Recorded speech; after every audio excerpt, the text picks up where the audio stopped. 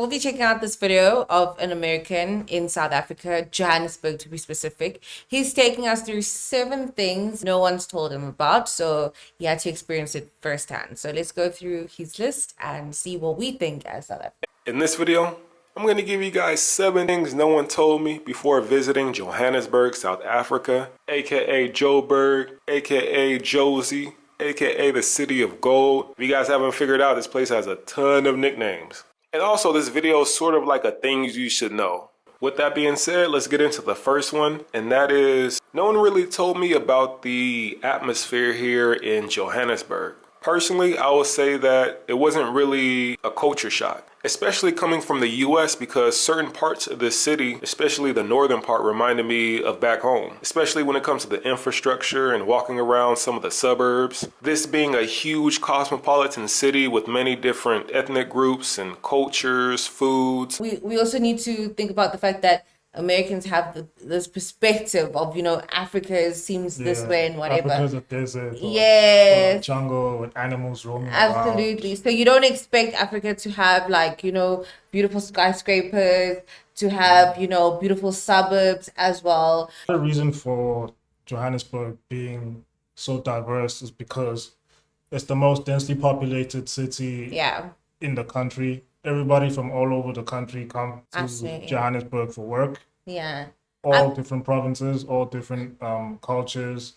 Everybody comes in. It's a one big melting pot. Absolutely. So you even get people from outside of South Africa, like all over Africa, actually. If you're traveling for something different, you don't want to experience the culture that you're used to back home, then this place might not be for you. However, if let's say it's your first time visiting Africa, this place may be a good Africa beginner country starter kit. I don't like this narrative that South Africa is Africa light.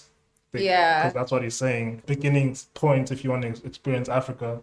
So you know why I'm saying that though? It's because South Africa is like a developed country. Yes, so, within the most developed within Africa. So you're getting a similar experience as you're getting to overseas and stuff. Yes. But as you go deeper into Africa, into more becomes less and less developed, of that. More poverty, you see the true Africa as what Americans like to portray. Yes. So I don't like that narrative. That's the nice thing about Johannesburg. You can literally experience all of Africa in one place. Because there's sections where Nigerians live, there's sections where Somalians live, there's sections where Ghanaians live, there's Zimbabweans, different Africans within really the rainbow country of Africa. Yeah, you just gotta explore more. Maybe get like a proper tour guide who's gonna show you like these different places. This leads me into my next point, which is the affordability. Now, Johannesburg is way more affordable than I imagined. And at first, I was thinking maybe it's because of the exchange rate. For some of you guys who don't know, the dollar is booming right now, which is making tourism a lot more affordable, at least for Americans. But then I thought to myself, well, how come that wasn't the case when I was in Rwanda or Kenya? And in Kenya, Nairobi, Kenya, at least I will say it wasn't that bad. It was sort of in the middle. It wasn't crazy expensive, but it wasn't as affordable as I thought it would be. I don't think for the regular South African it is that cheap as you probably would say, but in the same breath, I would say Johannesburg is quite affordable. Speaking as a Cape Townian, Cape Town is really, really expensive. Like renting in Cape Town is expensive. Buying a house in Cape Town is expensive. Those are things that are much more affordable on this side. From a KZN standpoint, Johannesburg is a bit more costly than in KZN, whether you're in Durban or Pietermaritzburg.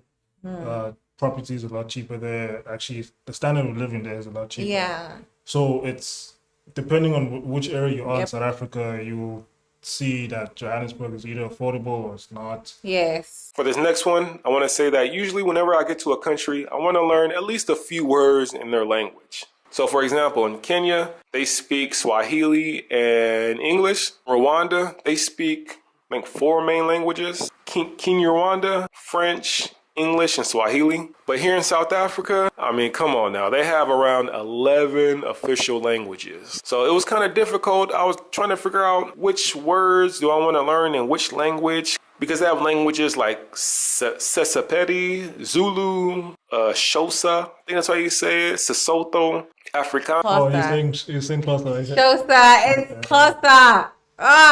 They kill me. I guess that's another special thing about South Africa, that we have 11 official languages. We've got a lot of languages, and trust me, it's not a bad thing. Like if you don't know every language, because even us, we don't know every language in our country. So what I like about Johannesburg specifically is that this is one of the only places where you find the most. Yes, where you find the most languages spoken. Yes. And the people they made up their own little language to accommodate everybody so that everybody can understand each other. Absolutely. We call it vernac. It's like the street lingo. Yeah, it's street lingo. Everybody can speak it. Everybody can understand it. You don't need to know a specific language for you to It's got pretty much a mixture of a lot. Yeah. When you go to other provinces where they're dominating cultures like Zulu and KwaZulu-Natal, most people will speak Zulu. So if you go to KwaZulu-Natal, you don't know how to speak Zulu, or Eastern Cape, you will find it very difficult to communicate with people there, and especially if they do not know English. But Johannesburg, you just need to learn vernac. Yeah. And you'll be able to talk to anybody. It's like the mix of everything. Yeah. Moving along, we have something here that's called load shedding. Fancy word for scheduled blackouts. Now, for some of you guys who don't know, this isn't only unique to Johannesburg. I believe this is nationwide all over the country. Load shedding happens when the demand for electricity is greater than what the power source can supply. And so to avoid the power source from failing, they shut off power in different parts of the city to ease the stress on the system to avoid it from failing. If you've ever been to other countries, you may notice sometimes there are random blackouts. You're watching a movie, the killer is about to be revealed, and the next thing you know, bam, the power goes out. Or you're taking a quiz, you're on your final question, you're about to answer it and click submit, and then bam, power goes out. One thing I will say that I enjoy about here is that at least they have a schedule of when the blackouts are going to happen. I love the at least. The fact that he feels, because they are scheduled blackouts, it's like an at least. And of which it is also something I feel like we're also grateful for, because imagine they just shut off our power any single time that they wanted to. So at least now you can sort of plan around.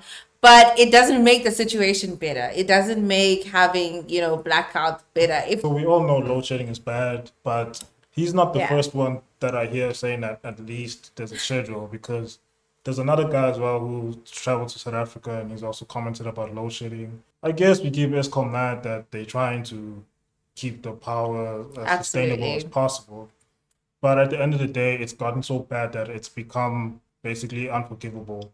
The level of driving here is not that bad, believe it or not, compared to some of the other places I've been to. I've experienced far worse. However, what I will say is the closest I've come to getting hit has been in Johannesburg multiple times. These are some of the most ruthless drivers I've been around. And I had a few situations. I had one in particular where I almost had to jump on the driver's car. Just keep that in mind. If you're a walker, which I don't think most people are watching this, be careful out here on these Joburg streets, man. Be very careful. Be very, very careful. Well, in terms of driving around here, so you get used to it. You kind of just get used to it. But the main thing is, I'm going to say it in Zulu because that's the only way I know how to say it. When you drive, right? Don't panic. Look, do your due diligence and look out for pedestrians as far as you can. But the truth is, in Johannesburg, cars have first priority on the roads.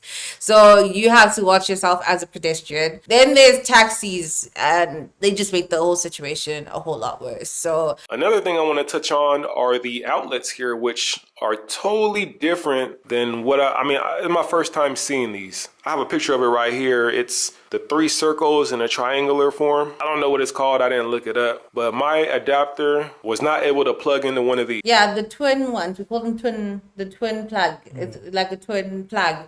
That's most common. 2-pin plug. Yeah, 2-pin plug. Yes, the 2-pin plug or 2-point plug. That is most common, right, for things like charging and things like that. So yeah, there's really not much to say on that. I guess if you're just traveling to any other country, you just do your research on that. Do your research, I guess, so you can charge your stuff. I lived in Baton Rouge, Louisiana, which is down south, for around 4 years. I went to school and played ball there. Also, I've been to certain countries like Brazil, I've been to Jamaica, Dominican Republic, Cuba. Here in Africa, before this place, I was in Kenya, Rwanda. And the point I'm trying to make, because I know people are wondering, Sly, where are you going with this? The point I'm trying to make is that I've been to many places, many regions that are known for having very voluptuous, curvy women. Now, for me, I'm going to say that the number one place, yes, sir, the number one city that I've been to with the most curvy women so far in my travels has without a doubt been Johannesburg. And it's not even close. It's not even like, oh, this place is 1A, this place is 1B. No, hands down, Johannesburg, South Africa. The curves here have been just crazy. South African women are one of the most beautiful women in the world. Yep. They come in all shapes and sizes. Like he's saying as well, they are very curvy. And you also get slender ones, you get voluptuous one, you get all shapes and sizes, and they all be beautiful. And they look good in all shapes and sizes. Absolutely. And the nice thing about South African women is that most of them come natural like that, you know? Yep. South Africa is getting a very good reputation for their women. South African men know what we have. We have a good thing out here. Women are very beautiful. I mean, do they? I'm kidding. I mean, look at her. Thank you, baby. South African women are top tier, easily like top 3 and not 3. In closing, South Africa is a great place to travel to, and it's a great place to stay in, barring a few exceptions like load shedding. But other than that, the weather is great.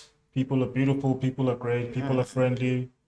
You get all types of different people from everywhere. If you want to come to South Africa, don't hesitate. Just come through. You're going to have a good time. Absolutely. And don't be shy to visit other provinces as well. There's beautiful spaces. If you have anything to add as well, anything you'd like to add on, what you find beautiful in our country, or even if you're not South African and you found something beautiful about South Africa, add it in the comments, We just want to grow the channel, want to do well this year, so help us by liking. If you're new here, subscribe, and you'll get more content like this. And thanks for the support thus far. Bye.